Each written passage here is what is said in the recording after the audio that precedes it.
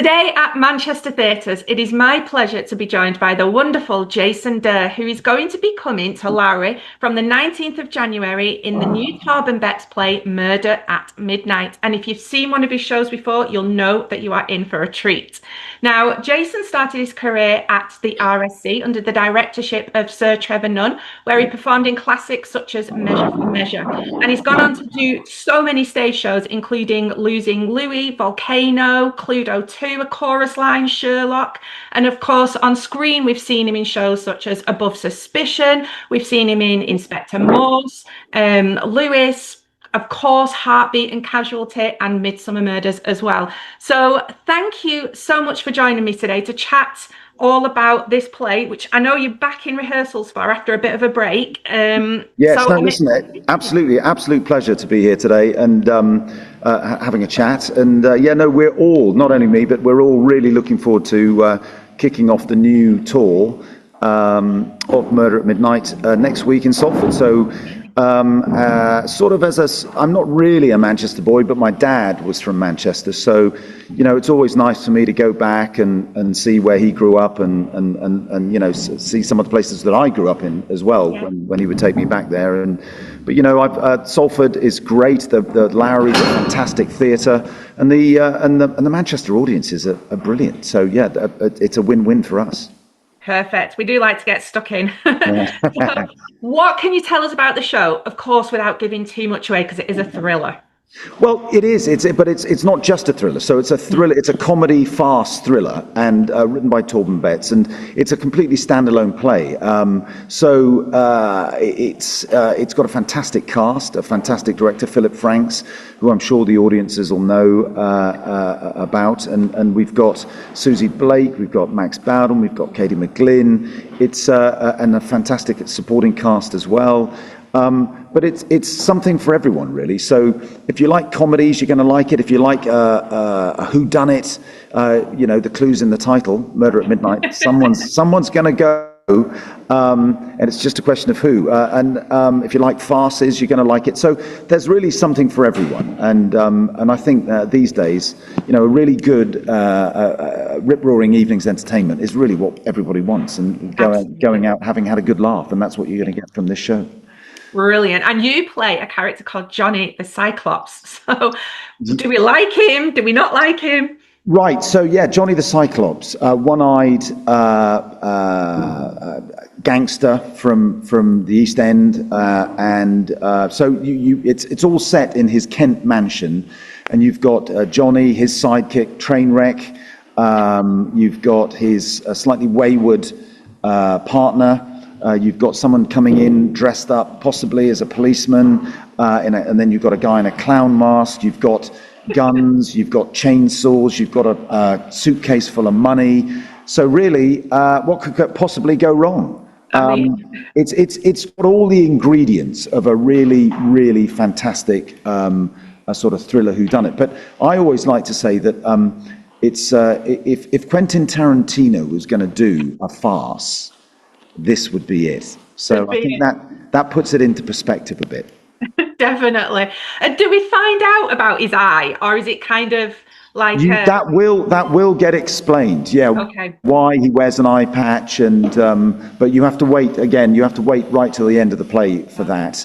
And yes, and there's with any good comedy farce thriller, there's violence, there's comedy, there's a bit of everything. So if you like these type of shows, you're going to love this one.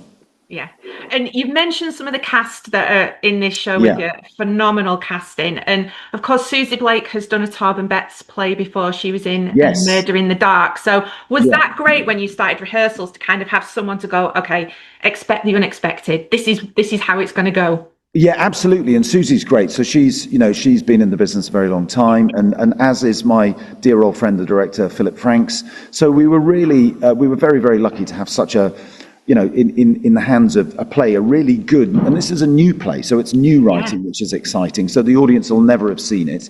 And to have it in the hands of someone as accomplished as Philip, it's great. And it allows all of us, the cast, the people who are named above the title, as well as the brilliant supporting cast, to all come together and really mine all the information out of the play, because it's a new one, and get the best out of it. And we do really get the best out of it. It's brilliant. You've got to come and see it.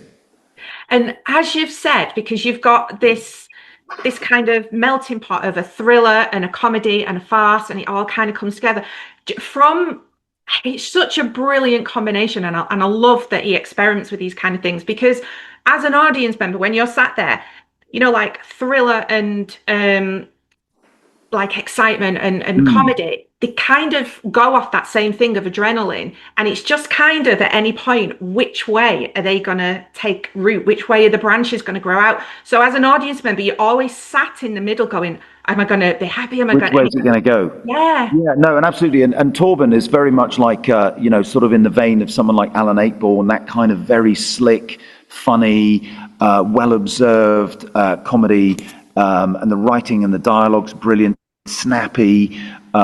It's quick, but it's got pathos. So you've also got a real heart to the show. So you're really interested in what's happening to the characters, and where you want to know you want to know where that's going to go. And yes, the first act we sort of set everything up, and then the roller coaster of the second act. I mean, once it gets going, it's hard. It's really hard to stop. And that's the great thing. What we've noticed is the audiences all around the country have been brilliant. And once they get on board and they buckle up, they're in for a hell of a ride. So, but they get it. And the great thing is they'll laugh at all the places that we kind of expect them to laugh at.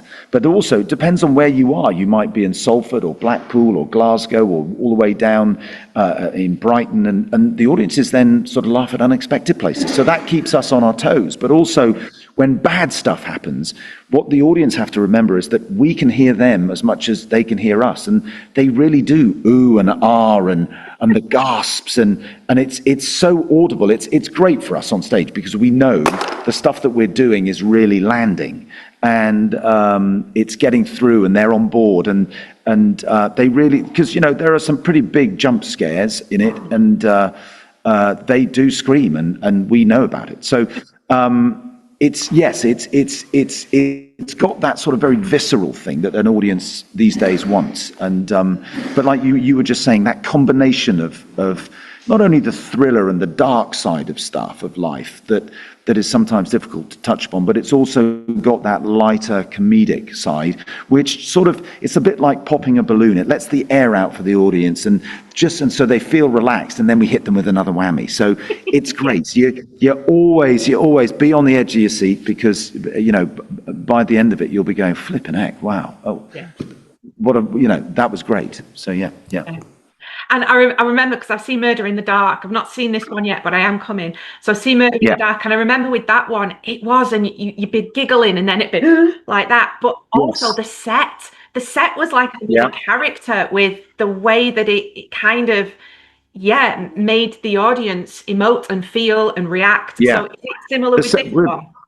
We're very, very lucky. Yeah, the set is fantastic, and it's. I've been, as you said, right at the top of this piece. I've been in the business for 30, 35 years, and I've worked as an actor on stage and on film, and on many, many different sets, and it's great to be able to do a play where the set is really good, and the things on the set work really, really well, and all the props, whether it's, as I was saying, I touched upon, whether it's the guns or the knives or the chainsaws or the you name it, it's all great, and it's all well placed, and but it's also surprising, so that it's not your run of the mill whodunit, and it's not, so which is good for an audience, because they're going to go, oh great, yeah, it resonates with them.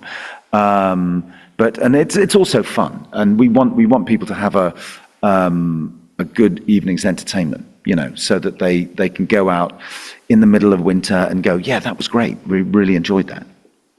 So you've had a Right, it's about 2-month break, haven't you now? Something like that, yeah. Yeah. So now that I think you just started rehearsals again yesterday, so that now that you've come back to it after that break, Yes. are you all coming back with kind of fresh ideas now, and you're going, oh gosh, I've been thinking and I could do this, or what about that? And Absolutely, and what's great, you do, and it's both really refreshing to have a break because, as the French say of actors, we're répétateurs. We get on stage and we repeat. So we're repeating the same thing and making it, but we have to make that repetition fresh every night.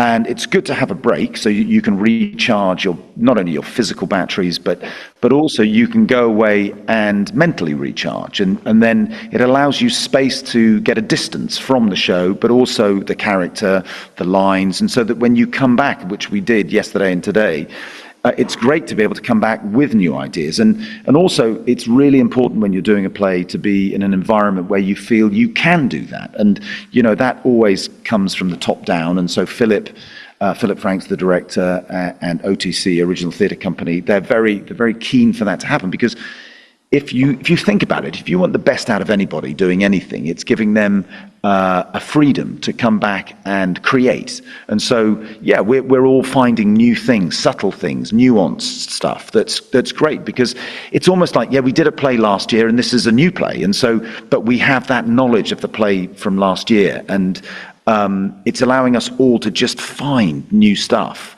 which is great because it works, and it's nice to then add it and improve, and it's a constant process of progression and improvement. So it's really exciting, it's really enjoyable, and it's good to get back into rehearsal again. It's sort of mad, but it's good.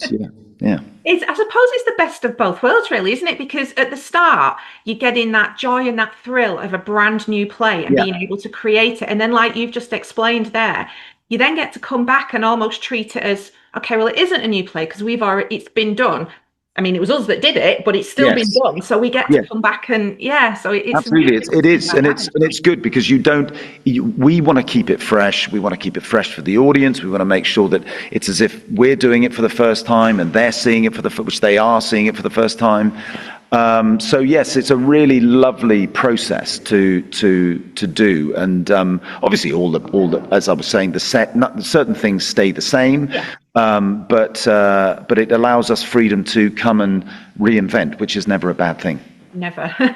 And finally, we see your character in the play, I believe, kind of coming home at the bongs of midnight. Yes.